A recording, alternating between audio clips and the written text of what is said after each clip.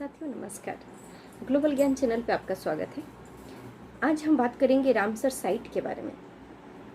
और इस टॉपिक को पूरा करने से पहले हमारा सर्वप्रथम यह सवाल होगा कि रामसर साइट से आखिर क्या समझते हैं, रामसर साइट क्या होता है। आइए जानते हैं। रामसर साइट, रामसर एक नगर का नाम है जो कैस्पियन सागर के तट पर और ईरान देश में स्थित है। ईरान का एक शहर का नाम है रामसर। और विश्व भर में आर्द्र भूमि और जलवायु परिवर्तन के महत्व को समझते हुए 2 फरवरी 1971 में विश्व की आर्द्र भूमि के संरक्षण के लिए एक संधि पर हस्ताक्षर किए गए थे। इसी कारण 2 वर्षों के अंतराल में 2 फरवरी को विश्व के विभिन्न भागों में निरंतर इसके सम्मेलन आयोजित किए जा रहे हैं, जो वैज्ञानिक सोच के अनुसार विकासशील देशों को उसकी आर्द्र भूमि और झीलों के रखरखाव के उपाय और संरक्षण का उपाय बताते हैं। रामसर साइट वेटलैंड साइट है जो रामसर कन्वेंशन के तहत अंतर्राष्ट्रीय महत्व के स्थल है। वेटलैंड पर कन्वेंशन को रामसर कन्वेंशन के नाम से जानते हैं। रामसर साइट वेटलैंड साइट है जो रामसर कन्वेंशन के तहत अंतर्राष्ट्रीय महत्व के स्थल है और नमी या दलदली वाले क्षेत्र को आर्द्र भूमि या वेटलैंड कहा जाता है। वेटलैंड या आर्द्र भूमि, नमी या दलदली वाले क्षेत्र आप जानते होंगे, जो भी नमी युक्त हो या दलदली वाली क्षेत्र हो तो उसको हम आर्द्र भूमि कहते हैं या वेटलैंड भूमि कहते हैं। और आप लोग को पता होगा कि आर्द्र भूमि दिवस या वेटलैंड दिवस कब मनाया जाता है, तो 2 फरवरी को वेटलैंड या आर्द्र भूमि दिवस मनाया जाता है। मानव शरीर में, अब जैसे जानते हैं कि मानव शरीर में हमारे पास एक किडनी होता है, फेफड़ा किडनी होता है, जिसको हम हिंदी में गुर्दा कहते हैं, जो पूरे शरीर का जो ब्लड होता है उसका सफाई का काम करती है। ठीक उसी प्रकार हमारा जो वातावरण है, और यह वातावरण में जो भूमिगत जल है, स्पेशली जो भूमिगत जल है, उसको प्रदूषण से मुक्त करती है। साथ ही वेटलैंड विस्तृत फूड वेब का भी निर्माण करती है।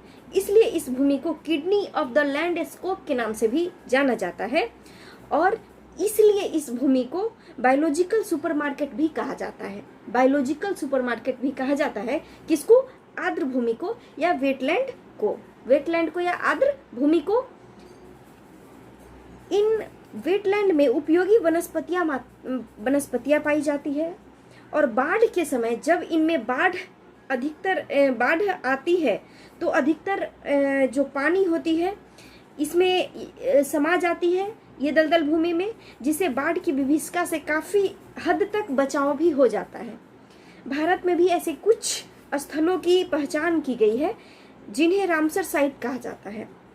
ओडिशा राज्य की चिल्का झील के पुनरुद्धार एवं भोपाल झील के संरक्षण की कार्य की अंतर्राष्ट्रीय स्तर पर भी प्रशंसा की गई है। और सबसे पहले हम ये भी जान लेंगे कि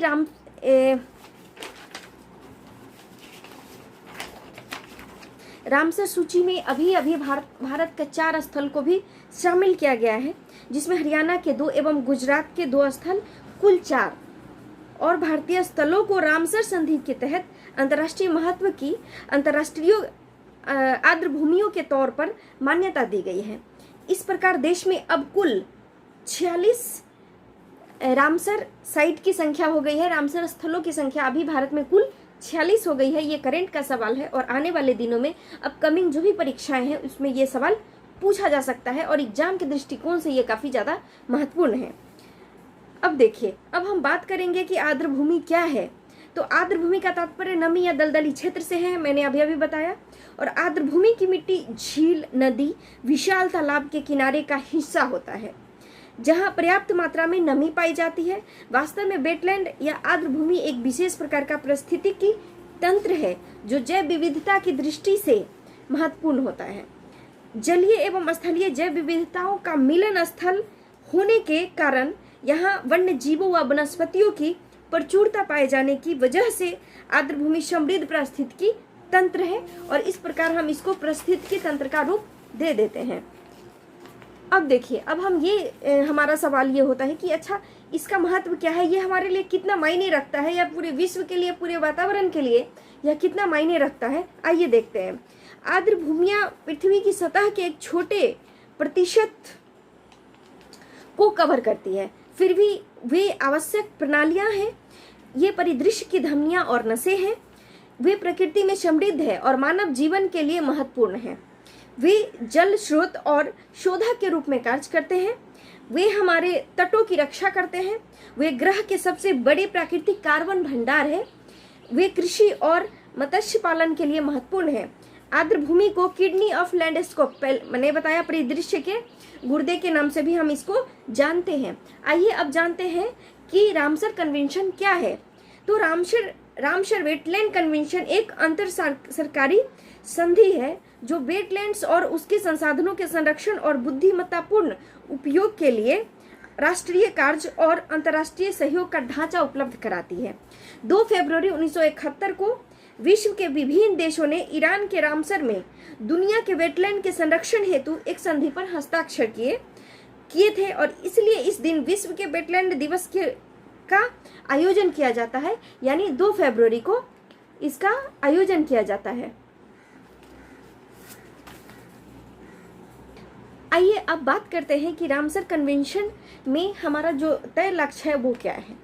तो इस कन्वेंशन में यह तय किया गया था कि पर्यावरण संरक्षण के लिए अंतर्राष्ट्रीय विचार विमर्श और सहयोग के ढांचे की जरूरत है।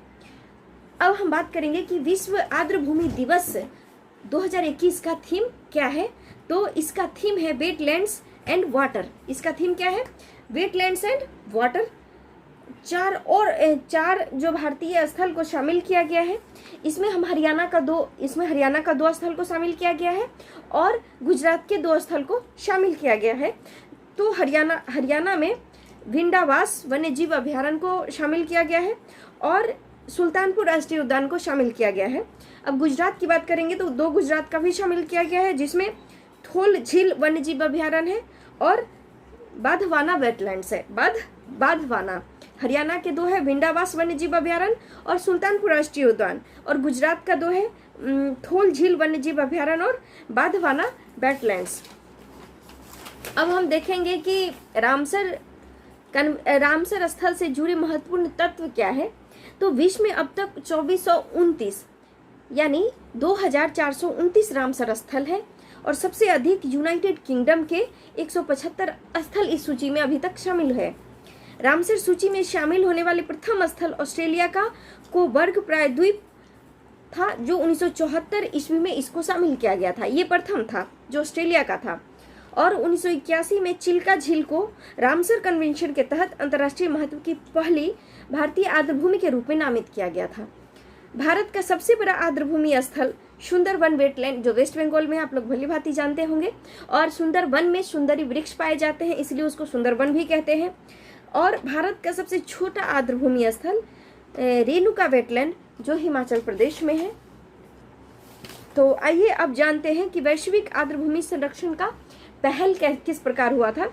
तो इसका पहल रामसर कन्वेंशन के द्वारा किया गया, मॉन्ट्रैक्स रिकॉर्ड के द्वारा किया गया, विश्व आर्द्रभूमि दिवस के द्वारा, और सिटीज फॉरेस्ट। अब आइए जानते हैं सिटीज फॉरेस्ट क्या है।